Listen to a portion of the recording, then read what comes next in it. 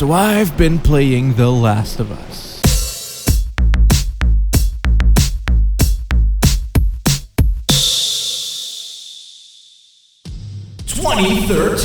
A year so iconic, so incredibly significant for Western culture that I had to Google it just to be able to appreciate how good it actually was. I mean, remember Edward Snowden, the CEO of Facebook, doing that thing with the internet and stuff? Or how Croatia joined the European Union. Europe has never been the same ever again. Wow guys, what a year. Especially for gaming, as well as it saw the advent of memorable classics such as The Cave. A game so charming and quirky, no one could ever possibly forget it. Or Dragon's Crown, the game that single-handedly scared off all female gamers just by showing a breast or two. Not to mention DMC Devil May Cry, which finally fixed all of those pesky mechanics and systems that plagued all of the earlier games. And of course, it also saw the advent of The Last of Us, Naughty Dog's long-awaited sequel to Crash Team Racing.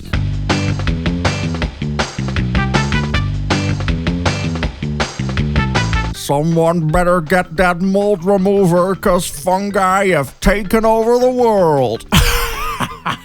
How? Who the fuck knows? But somehow our main protagonist Joel found himself smack dick in the middle of the outbreak. Some well-done melodrama happens, a couple of years pass by, and what's left of humanity is now segregated by quarantined zones. And so, jaded Joel, now working as a type of bandit, smuggler, man guy, ends up having to escort superstar Ellen Page to safety. Shenanigans ensue. If you've heard anything about this game before, it's probably how amazing the story is. And, it's pretty good. So good, in fact, that Naughty Dog bothered to completely integrate it into the game. I mean, the cutscenes are still cutscenes and the gameplay is still gameplay, sure, but in most games they tend to be quite separable, and here I really don't think that that's the case for reasons I won't get into now, as I'm totes doing one of those stupid little meta things where I'll integrate my criticisms and praises of the story. Praise? I don't know. With my wafflings on about the gameplay. Though one thing I will say right off the bat is that I absolutely love how the cutscenes are edited. The way it just cuts away at certain intervals, or how it utilizes camera angles to insinuate a mood instead of opting for expository dialogue, I really like it a lot. It even does all of those things David Cage keeps going on about with his polygons and emotions, with which he's referring to the subtle facial reactions people make when they emote, except that this game does it without jacking off in your face. It's hard, straightforward, and it cuts most semblances of pretension in just about every single facet. Even the gameplay. Segue. More often than not, when a game tends to have a narrative or cutscene heavy focus, the gameplay often ends up being a bit generic. Luckily, The Last of Us totally isn't like that at all, as it's actually a cover-based third-person shooter. Granted, this game more or less kickstarted the severe influx of meh near the tail end of the last console generation onwards seeping into the current one, but still, this is one of those games. Being that you either sneak around in obviously telegraphed stealth sections, shoot at dudes in shooty set pieces with neatly placed cover, and explore and dick around during the downtime, where you get to collect some shit with which you can craft new items and weapons. Basically though, there are two types of enemies, humans and fungi, zombie, infected walkers, whatever the fuck you want to call them. And the latter category come in two varieties as well. One being the runners, who are just regular zombies, and the other being the clickers. These clickers are blind because mushroom head, but have ultrasonic hearing to make up for it, hence the clicking. And With them being rather savage motherfuckers, they can kill you almost instantly once they aggro, and the game builds most of its stealthy set pieces around that principle. So, during the first encounter for instance, they have one clicker stood in the middle of a room, and about 4 or 5 zombie dudes patrolling the rest of the area. 2 of them will walk out of bounds and can be dispatched easily, but the others will roam about the near vicinity of Mr. Man. So, if you were to take them out, no matter how silently you are, it'll trigger the clicker. Luckily, you'll get things like bottles and bricks one could throw to distract them or lure them away. It's pretty neat! And it kinda reminds me of how the MGS game set up their set pieces. Only there, you can pretty much cheese your way through by just shooting everyone, and the clickers definitely prevent you from doing that here. The human enemies, on the other hand, though, suck a big fat dick. Not gonna lie, mate, the AI in this is easily one of the worst I've seen in a while. Which would have just been a bit of an annoyance on its own, but the way it affects the game overall is fucking bupkis. I mean, the stealth atmosphere in this game is fucking top notch. Like, among the best ever, right? It legit reaches that point where I almost start RPing whenever I take cover. Complete with the fucking MGS2 sneaking music playing in the back of my head. Only then... fucking no. A game like this should not ever cue the internal Benny Hill music. It is a bad fucking thing. And what makes it even worse, especially during the time of its release, was that all early demo builds showed off AI that really put the I in fucking AI. They reacted to what you did, took cover in a tactical and thoughtful manner, and more importantly, they didn't wig the fuck out on every single waist-high ledge. But these guys, they just don't care. They ignore Ellie, walk in circles, have no short-term memory whatsoever, and sometimes they don't even bother to put up a decent fucking fight. It is such a missed fucking opportunity, and it really ruined some of the tense as dicks moments for me. In the game's defense though, I feel that had the AI actually ran for cover in a sensible manner or had realistic vision and hearing as originally promised, the game may have been nearly impossible. I mean, the amount of times one of my partners casually bumped into someone or straight up walked into line of sight was fucking nuts. If with every instance of that shit would have gone berserk, I would not have liked playing this game, I don't think. But still, the idea of such a realistic and hardcore stealth game does tickle some yet untickled fancies. Ooh.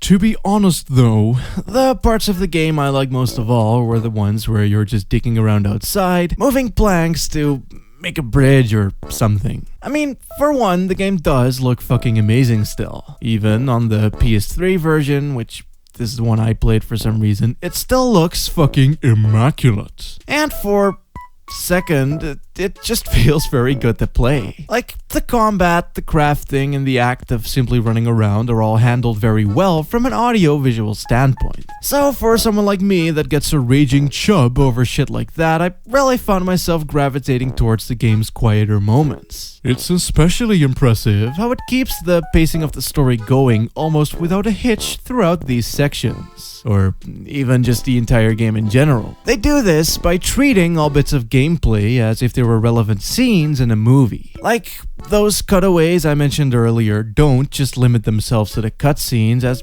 bits like, oh, we have to walk multiple hours to get to the hospital building, would usually be made playable in a game. Whereas a movie will allow the character to make that statement and then just conveniently cut to them getting there, so that the next scene would already have them at the hospital where the exciting stuff would happen. This game do that too, and it great. As I said, it really keeps the pacing of the story going as they carefully selected what would not only be relevant to show, but also would make for exciting gameplay. And the fact that they pepper little bits of dialogue all throughout the game certainly helps a lot as well.